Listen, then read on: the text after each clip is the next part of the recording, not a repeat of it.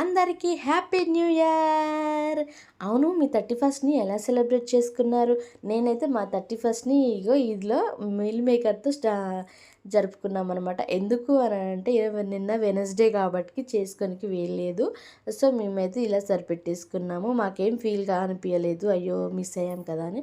ఎలా అయినా మళ్ళీ తినేదే కదా, అందుకనే. సో ఇవన్నీ అవును, మీరు ఎలా సెలబ్రేట్ చేసుకున్నారు చెప్పండి. చిన్నప్పుడైతే డిసెంబర్ లాస్ట్ దెబ్బని కొట్టేది, తర్వాత జనవరి 1 వచ్చి మంచిగా స్నానాలు చేసి మంచిగా రెడీ అయ్యి గ్రీటింగ్స్లు ఉండేది.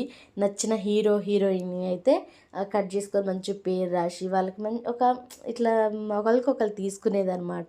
మీలో ఎంతమంది ఇలా చేశారు కామెంట్ చేసేయండి. నచ్చినవన్నీ దాచుకునేది, ఎక్కువ సౌందర్య గారి ఫొటోసే ఉండేది కదా. మనకు ఇష్టమైన హీరోస్ హీరోయిన్స్ అందరి అట్లా తీసుకునేది అనమాట. భలే ఉండేది. ఓకే, 225లో జరిగిన అన్ని సంఘటనలు మర్చిపోయి 226లోకి ఫ్రెష్గా అడుగు పెట్టిద్దాం.